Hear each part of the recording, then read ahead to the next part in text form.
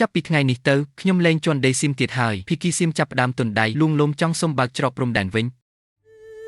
តើបងប្អូនដឹងទេព្រំដែនបិទតែវាជាមេរៀនសេដ្ឋកិច្ចដ៏អាម៉ាស់មួយដែលស៊ីមមិនអាចភ្លេចក្នុងប្រវត្តិសាស្ត្រកាលនោះចំនួនព្រំដែនរវាងកម្ពុជានិងថៃបានផ្ទុះឡើងយ៉ាងធ្ងន់ធ្ងរភីគីស៊ីមបានប្រើប្រាស់យុទ្ធសាស្ត្រដ៏គំរើមួយគឺការសម្រេចចិត្តបិទច្រកព្រំដែនមុនគេបង្អស់គេមានបំណងចង់ដាក់សម្ពាធសេដ្ឋកិច្ចមកលើកម្ពុជាទាំងអួតអាងនិងវិតម្លៃខ្មែរទៀតថាគ្រាន់តែបិទព្រំដែនទៅខ្មែរមុខជាដាច់ពោះស្លាប់វឹកវរពេញស្រុកនិងចុះចាញ់មិនខានដោយមិនបាច់ច្បាំងគេគិតថាខ្មែរត្រូវពឹងដង្ហើមគេដកដើម្បីរស់ប៉ុន្តែសៀមបានគិតខុសទាំងស្រុង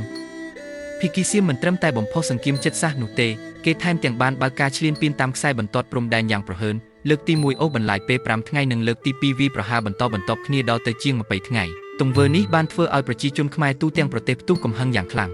ជាមួយគ្នានោះដែរចិត្តណែចង់ធ្វើបាបខ្មែររបស់គេបានស្តែងឡើងតាមរយៈការបណ្ដោយឲ្យក្រុមក្មេងទំនើងនៅក្នុងស្រុកគេដាវីតបនិងធ្វើបាបពលករខ្មែរដែលកំពុងធ្វើការនៅទីនោះទាំងយប់ទាំងថ្ងៃធ្វើឲ្យបងប្អូនយើងរស់នៅលែងបានសុវត្ថិភាពក៏គ្មានដោយសារតែការធ្វើបាបនិងការមើលងាយទាំងនោះហើយធ្វើឲ្យបងប្អូនពលករខ្មែរយើងជាច្រើនត្រូវបង្ខំចិត្តវិច្ចបង្វិចចុះត្រឡប់មកស្រុកកំណើតវិញទាំងទឹកភ្នែកនិងសេចក្តីឈឺចាប់ប៉ុន្តែទឹកភ្នែកទាំងនោះបានប្រែក្លាយទៅជាពាក្យសម្បោសដ៏ម៉ឺងម៉ាត់របស់ពលករខ្មែរថាចាប់ពីថ្ងៃនេះទៅខ្ញុំលែងជន់ដីស៊ីមទៀតហើយបើក្រឡេកមកមើលក្នុងស្រុកខ្មែរយើងវិញប្រជាពលរដ្ឋខ្មែរមានការយល់ដឹងខ្ពស់ណាស់យើងមិនដែលទៅធ្វើបាបវីតបឬរើសអើងពលករនិងប្រជាជនថៃដែលកំពុងរស់នៅនិងរកស៊ីក្នុងស្រុកខ្មែរឡើយនេះជាចំណុចខុសគ្នាដាច់ស្រឡះ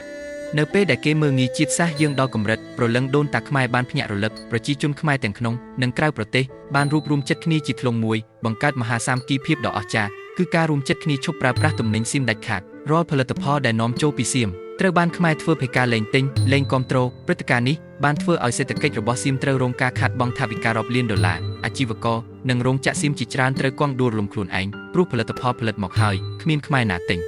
ធ្វើបាបខ្មែរមិនបានបែរជាមកខាតបង់ខ្លួនឯងទៅវិញទោះបីជាគ្មានទំនិញសៀមក៏ខ្មែរមិនដាច់ពោះស្លាប់ដែរខ្មែរបានឆ្លាតវៃងាកទៅរកការនាំចូលទំនិញពីប្រទេសជិតខាងផ្សេងទៀតដូចជាវៀតណាមនិងចិនដើម្បីបង្គ្រប់តម្រូវការអ្វីដែលរឹតតែអស្ចារ្យវិបត្តិនេះបានជំរុញឲ្យខ្មែរចេះភ្ញាក់រលឹកចេះច្នៃប្រឌិតនិងចាប់ផ្ដើមផលិតរបស់របរប្រើប្រាស់ដោយខ្លួនឯងបច្ចុប្បន្នកម្ពុជាមានរោងចក្រផលិតគ្រឿងបរិភោគទឹកដោះគោមីកញ្ចប់ទឹកត្រីទឹកស៊ីអ៊ីវរហូតដល់រោងចក្រដំឡើងរថយន្តមកគាំទ្រផលិតផលជាតិបានបង្កើតការងាររាប់ម៉ឺនកន្លែងនៅក្នុងស្រុកពេលដែលយុទ្ធសាស្ត្របិទព្រំដែនត្រូវបរាជ័យភីគីសៀមចាប់ផ្ដើមទុនដៃលួងលោមចង់សុំបើកច្រកព្រំដែនវិញប៉ុន្តែថ្នាក់ដឹកនាំកម្ពុជាបានឆ្លើយតបទៅវិញយ៉ាងម៉ឺងម៉ាត់បំផុតថាអ្នកណាជាអ្នកបិទអ្នកនោះត្រូវតែជាអ្នកបើកមុនចុះហើយបើមិនបើកទេចង់បិទរាប់រយឆ្នាំទៀតក៏បានដែរខ្មែរមិនដាច់ពោះស្លាប់ឡើយព្រោះខ្មែរជាអ្នកមានលុយដើរទិញមិនមែនជាអ្នកលក់នោះទេអ្វីត្បិតតែប្រទេសខ្មែរតូចតែទឹកចិត្តមិនតូចឡើយចូលរួមគ្នាគាំទ្រផលិតផលខ្មែរដើម្បីសេដ្ឋកិច្ចជាតិយើងរឹងមាំនិងដើម្បីកុំឲ្យបរទេសណាមើលងាយខ្មែរបានទៅទៀតប្រសិនបើបងប្អូនយល់ថា